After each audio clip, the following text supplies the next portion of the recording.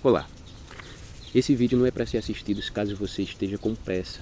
Se estiver com pressa, volte mais tarde. Se estiver com tempo, vá comer algo.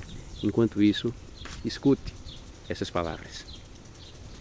Muitos começam os seus conhecimentos em um ponto de partida. Na teologia, por exemplo, há quem comece na Bíblia, há quem comece em Deus. Há os mais contemporâneos que começam numa junção dos dois, na afirmativa do Deus que se revela na Bíblia. E assim serve para as outras disciplinas, outras filosofias, outras ciências que tentam compreender o mundo e suas coisas. Quero eu começar de um elemento distinto, começar de um elemento não tão convencional assim, o pecado. É daí que eu quero começar. Mas eu quero tratar de um aspecto específico do pecado, porque assim como tudo que tem sua complexidade, o pecado tem muitos aspectos que o caracterizam. Vamos trabalhar com o pecado enquanto deturpação. E o que seria deturpação? Deturpar é desfigurar, desvirtuar, dar um mau emprego a algo. Algo que tem um uso legítimo, uma função, você dá uma outra função, um outro emprego, ou seja, um mau emprego a esse algo. Eu não vou tentar ficar comprovando a existência, a realidade do pecado. Eu já vou considerá-lo enquanto realidade a priori. E você vai ver que é melhor assim. Eu acredito que no que tange o aspecto da deturpação, é realmente difícil reconhecer o pecado, percebê-lo. Não é fácil não? Não, difícil perceber o pecado, reconhecê-lo. Isso é porque todos os elementos que são encontrados no que é justo, no que é bom, piedoso, no que tem o seu uso legítimo, o seu bom emprego, nós também conseguimos encontrar no que é deturpado. E essa é a característica especial do que é deturpado. E aí que reside o seu perigo, a sua nuance, a sua malandragem.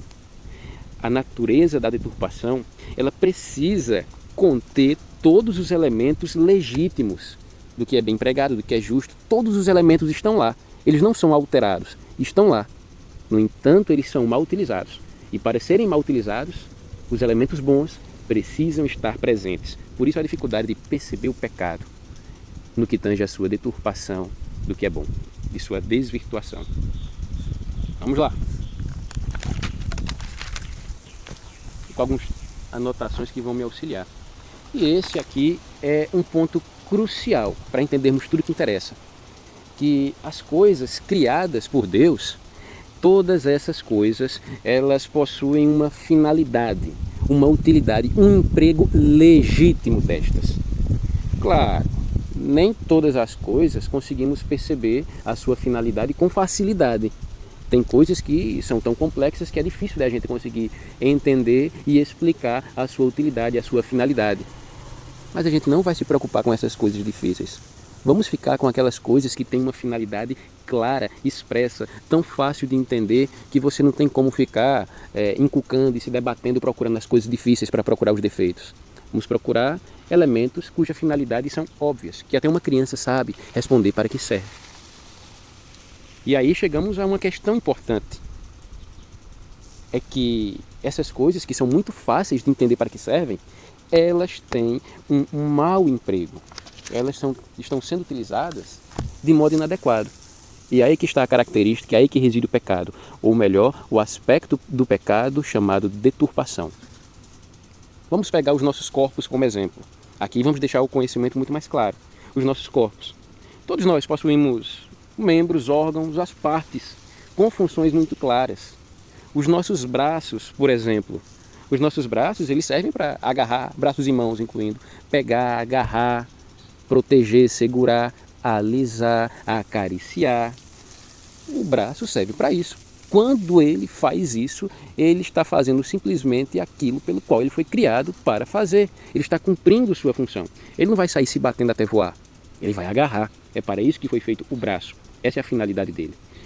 Todavia, podemos nós, com o mesmo agarrar, com o mesmo segurar, com o mesmo acariciar, utilizá-lo de modo ilegítimo. A gente desvirtua o seu uso. Como? Furtando. O mesmo braço que serve para segurar pode segurar furtando as coisas dos outros. Pode atacar, pode machucar, pode matar, pode acariciar aquilo que não é nosso, que não deve ser acariciado. Então, o mesmo braço está lá, as mesmas ações de sua finalidade estão lá, só que sendo deturpadas, tendo um mau uso, um mau emprego. A nossa boca, é óbvio que ela serve para falar e para comer, os seus usos mais comuns e simples. E ela, quando fala e quando come, ela é utilizada legitimamente. Só que qual é a característica do pecado e seu aspecto de deturpação? Quando ela fala, ela mente, ela distrata, maldiz, ela cria contendas, ela pode magoar, ela pode dobrar a verdade, ela pode falar pornofonias, ela pode maldizer a Deus, ela pode silenciar quando era para falar o que é certo, e ela pode falar o que é mal quando era para, na verdade, silenciar. Então, com os mesmos usos que deveriam ser legítimos, podemos desvirtuá-los e empregá-los de modo errado, pecaminoso. Os nossos olhos, para a conta comer ainda na boca. Olha que interessante, como é que eu não vou deixar de dizer isso aqui que eu escrevi? Que ela também serve para comer e beijar. Beijamos legitimamente, mas também não beijamos ilegitimamente, no adultério. Também podemos comer legitimamente, mas também não podemos comer do fruto que não nos cabia. Finalmente, os nossos olhos. Os nossos olhos servem, claro, para enxergar, para ver. Mas será que serve para colocar diante dele o mal?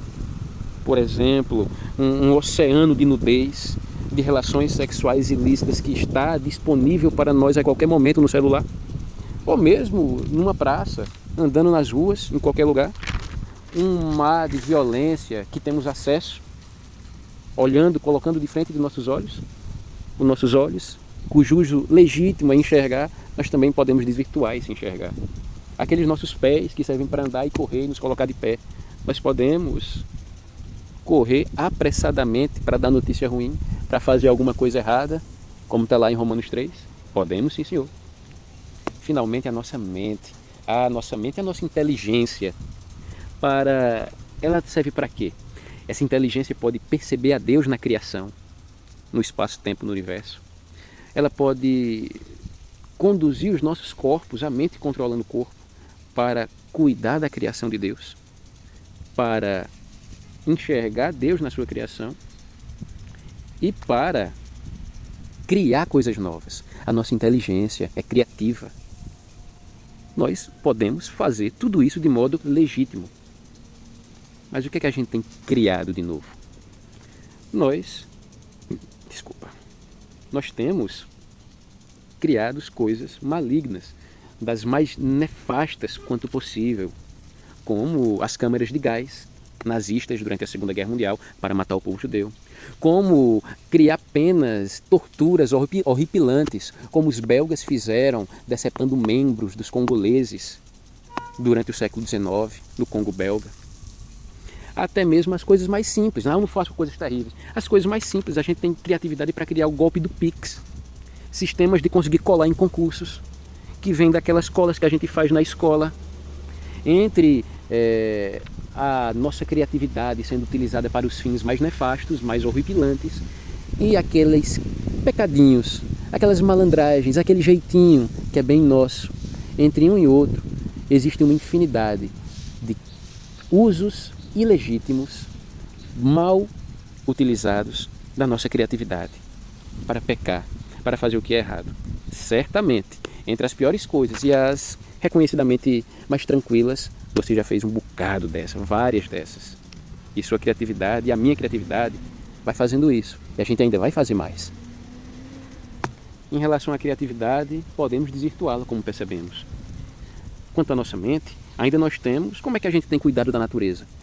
Claro, se Deus nos colocou inteligência, nos deu inteligência, nos colocou para viver nesse mundo, e como está lá em Gênesis, colocou o homem num jardim no Éden para o cuidar e o lavrar, ou seja, tanto utilizar da natureza como cuidar dela. Será que temos feito isso? com os nossos corpos e mentes? Ou temos tão somente destruído a natureza? Ah, mas eu não destruo a natureza, eu procuro cuidar dela. Eu cuido da natureza, eu cuido dos animais. Também aí, será que o seu cuidado é legítimo? Você tem tratado a árvore como árvore, sabendo que ela tem uma finalidade de árvore? Você tem tratado um cachorro como cachorro, entendendo que ele tem uma finalidade de cachorro? Ou você tem confundido as coisas? Isso são só exemplos que podem ser ampliados para qualquer outro aspecto, porque o pecado e, consequentemente, os seus vários âmbitos, como o da deturpação, estão em nossos corações e a gente vive nele sem nem perceber, assim como um peixe que não sabe que está molhado. Todas as nossas características são imbrincadas, são intrínsecas ao pecado, são compostas de pecado. E uma natureza do pecado é essa, porque tem que ter aspectos legítimos, bons, positivos, para que possam ser deturpados. E a gente não consegue perceber, só consegue perceber o bom e não consegue perceber o mal que deturpa esse bom que habita. Bem, finalizando o bom uso da nossa mente, que deveria servir para perceber a Deus na criação. Ainda que esta criação esteja desfigurada pelas consequências do nosso pecado, você consegue reconhecer a Deus, as belezas claramente encontradas, as justiças claramente encontradas na natureza e glorificar a Deus por tal natureza, ser grato a Deus por sua maravilha. Conseguimos perceber a infinitude, a inteligência, a sabedoria e o poder de Deus na natureza. Você consegue ainda perceber isso? Ou sua mente não tem sido utilizada de modo legítimo? Você consegue perceber o contrário? Bem, seja de modo mais intenso ou menos intenso, com maior ou menor frequência, a questão é que todos nós damos um mau uso das nossas mentes e dos nossos corpos, seja sempre, seja de vez em quando, seja com maior intensidade ou menor, a gente acaba sempre deturpando a nossa existência, as nossas mentes e nossos corpos. Deturpar, esse que é um aspecto interessante do nosso pecado. E a próxima vez que você deturpar algo em suas práticas, você vai lembrar, mas eu não faço isso. Pois a próxima vez que você fizer, mal usar o seu corpo, mal usar a sua mente, você vai lembrar que você, mesmo que em menor intensidade, com menor frequência, você vai fazer isso. E quando você perceber que com menor intensidade e menor frequência você também o faz, cada vez que sua consciência elevar-se, você vai perceber que na verdade essa intensidade não é tão pequena não. E essa frequência não é tão baixa quanto você achava que era. E o mais interessante de tudo isso é que ainda tem gente que, dispondo de tais informações, tem a Bíblia, tem os conhecimentos de suas respectivas igrejas, acreditam que podem serem salvos por merecimento, terem um relacionamento com Deus, se santificarem e serem bons, justos, trabalhando, se esforçando. Acreditam que se trabalharem o suficiente, eles podem alcançar o céu. É possível merecê-lo. Será mesmo? Já que em todos os aspectos de nossa vida, em tudo que é legítimo e bom, há deturpação, você acha que merece? Não. Esses ainda não perceberam o tamanho do seu problema, do seu pecado. Uma deturpação, um problema tão grande que é maior do que eles mesmos, mais pesado do que o que podem carregar. Foi justamente por isso que em certo ponto, vocês podem conferir isso em Mateus 26, que os apóstolos perguntaram: Senhor, desse jeito aí, então quem é que pode ser salvo? Pelo que Jesus respondeu a eles: isso é impossível ao homem. Jesus sabia do tamanho da nossa deturpação. Mas ele continua: mas para o Senhor todas as coisas são possíveis. Amém.